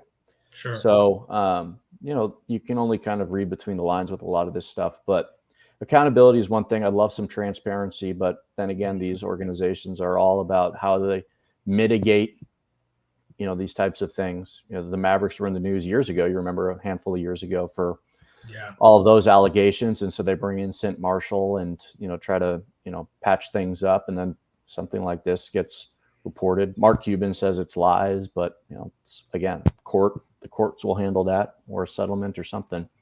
But it's just unfortunate. You don't want to, ever see something like that. And, you feel for the people that are,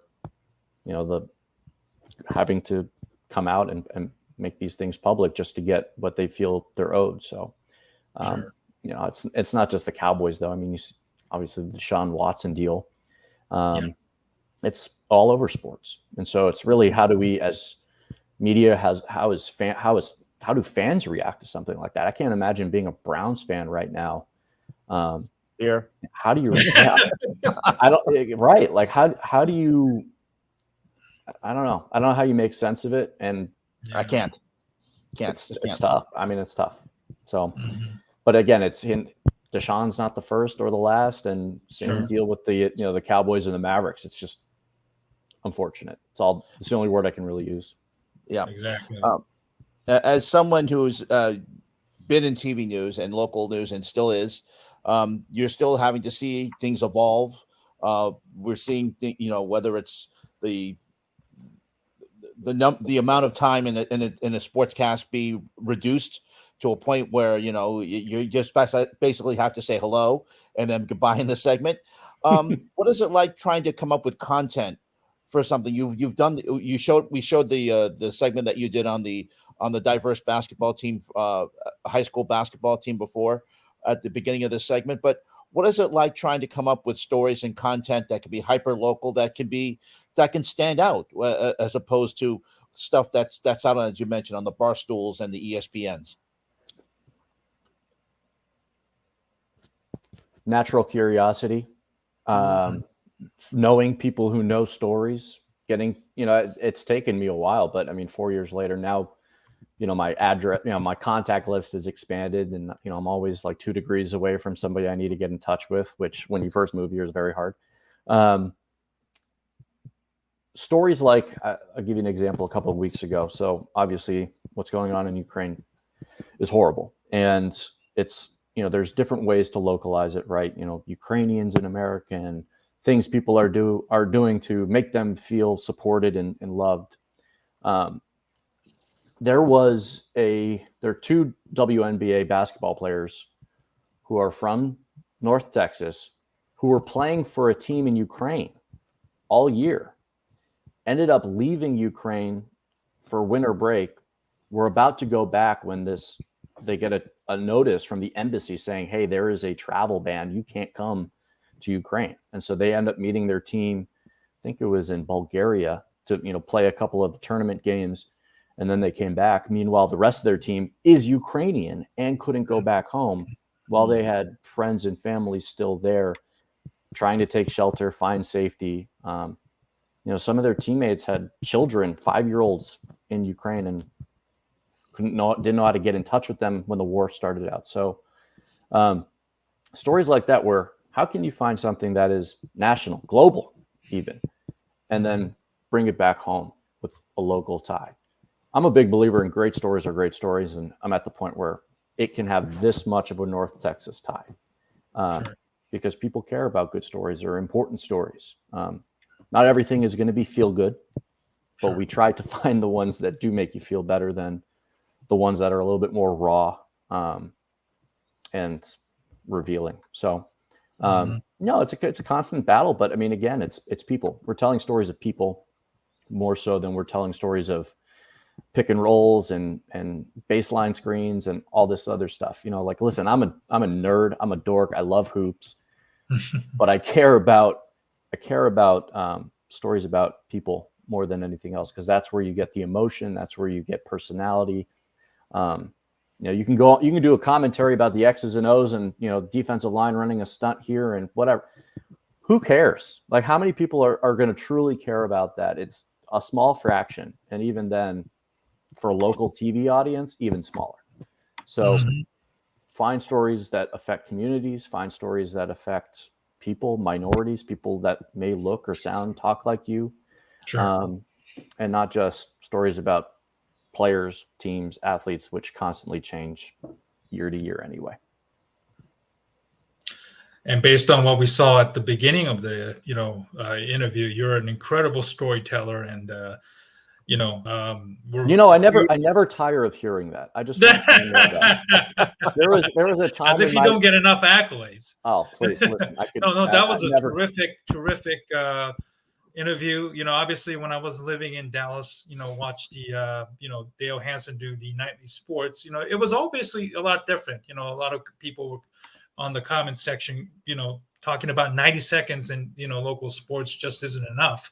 And then, with a story like what you and Mike Leslie, your colleague, do on a regular basis, which the segment alone runs pretty much 90 seconds to about 2 minutes.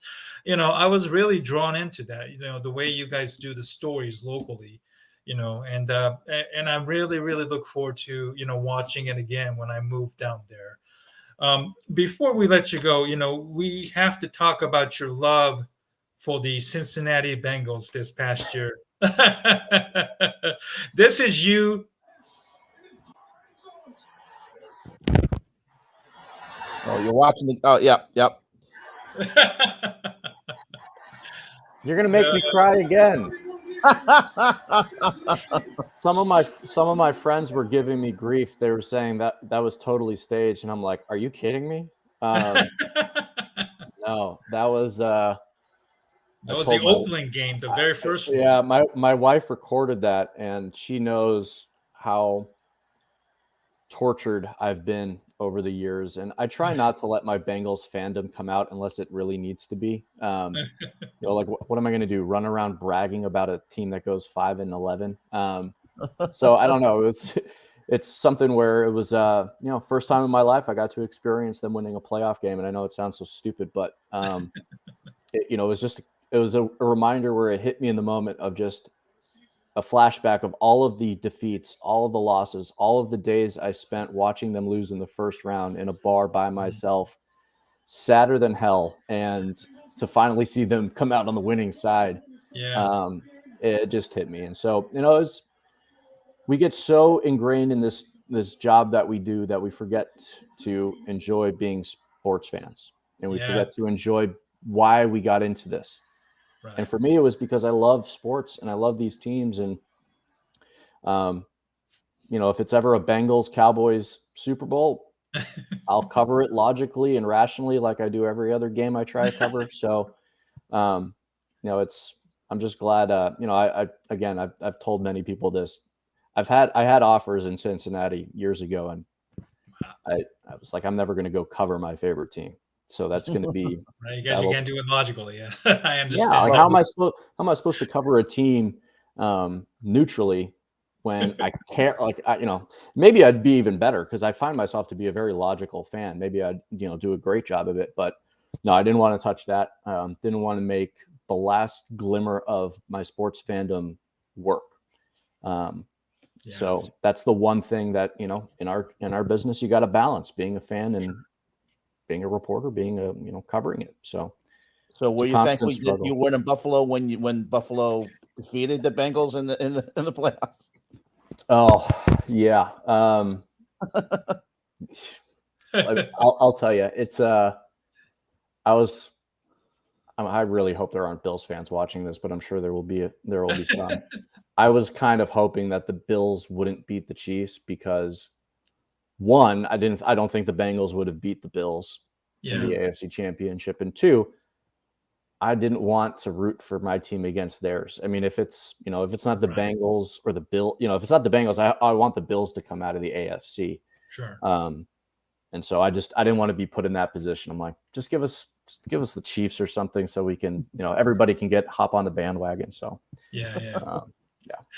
Well, as a long-time Chicago Bears fans and all of us on the who's been suffered long enough, you really gave us hope. I tell you, if Mike Brown can get to the Super Bowl, I tell you, if then the McCaskies can surely figure out a way to get to Super Bowl and win it, before all of us die. So yeah, your video was really, really inspiring and hopefully inspiration to all of us Bears fans for sure. I tell you that much. Well, listen, I hope it's not the last time they go, but if it is, a squirrel finds an acorn every now and then. So I'm glad I got to see it at least.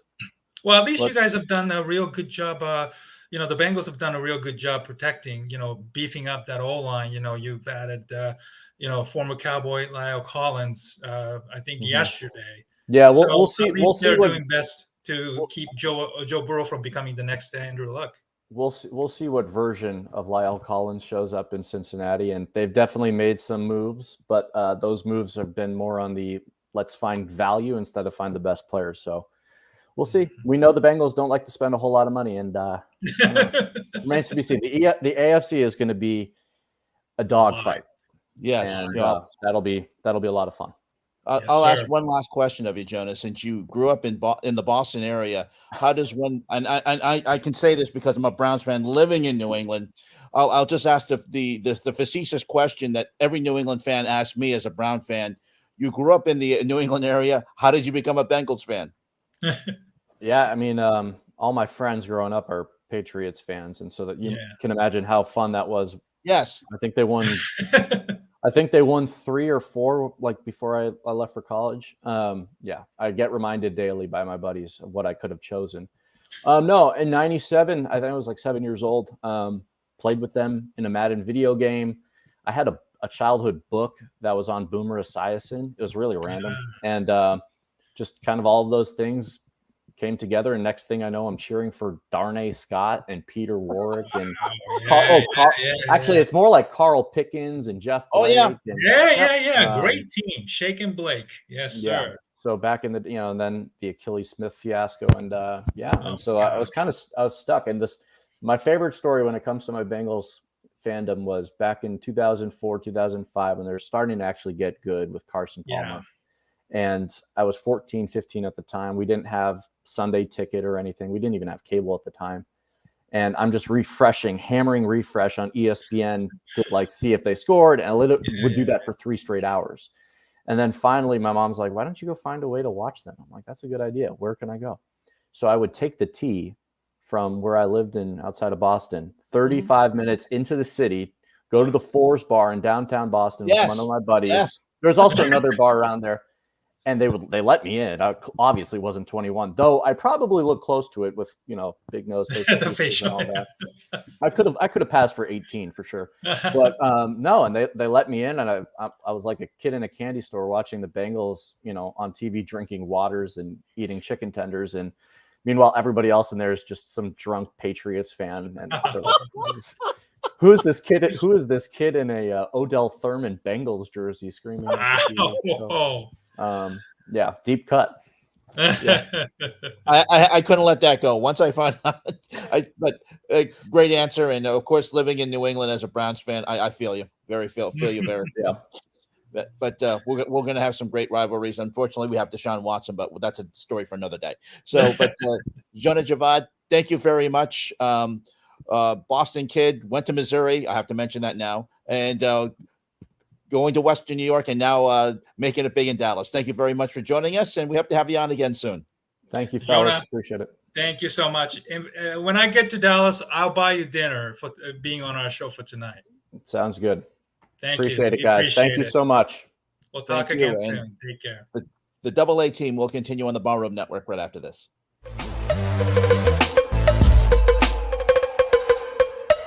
Just pisses me off to the fact, to no end, to see him on another team when he should still be with the Hawks.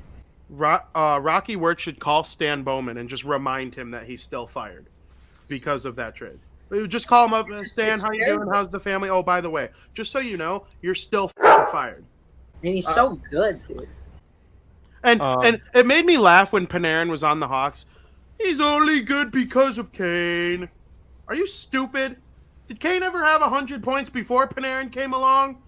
What the hell are you talking about? So, I don't know. That used to piss me off, too. And I'm happy that when they did trade him, he proved that it wasn't because of Patrick Kane. And I think every normal, rational Blackhawks fan would agree with me on that, saying that they're happy seeing him have success without Patrick Kane because Artemi Panarin deserves his props as well. Oh, yeah. And it's not his fault he was traded. You can't hate Panarin because the Hawks is an idiot. I don't hate Panarin. Oh, yeah. I love Panarin. Bowman lost 3 trades involving Brandon Saad. Not 1, not 2, 3. I love Panarin because he gets in. You could tell he's passionate. Like he's throwing gloves over at Brad Marchand. I love this guy. And Artemi Panarin, he challenged some political controversies in Russia a couple years ago, and he had to take a leave of absence to go help his family, like protect them or whatever. And the Rangers had like a 300 winning percentage while he was gone. So in terms of most valuable players to his team, it's hard to argue against Artemi Panarin for the New York Rangers. Yeah, and over this weekend, one of our family members, asked me, and a lot of times, like people who aren't huge NHL fans but really big Blackhawks fans, they don't know like how certain players are doing, especially over in the Eastern Conference. That's kind of why we invented this show. Yeah, they don't watch the games, which is understandable. And when the Rangers make their way over to Chicago or vice versa, it reminds people like, oh yeah, Artemi Panarin, how's he doing? And a question I get a lot is, how did the Hawks ever let that guy go? And then you have to explain, it was probably one of the worst trades I've ever seen the Blackhawks do in the past 20 years. But then you have to remind that person, like, yeah, this guy is, not only is he doing good with the Rangers, he gets MVP votes every single year, it seems, and he's going to win one of these years.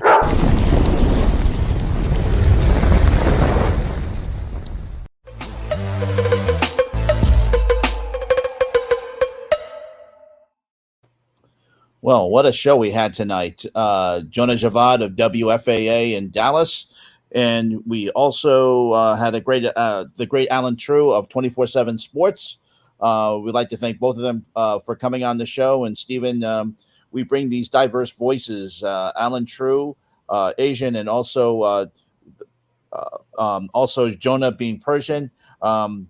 This is why we have this show, to bring on the diverse voices that we have in sports media and across the country.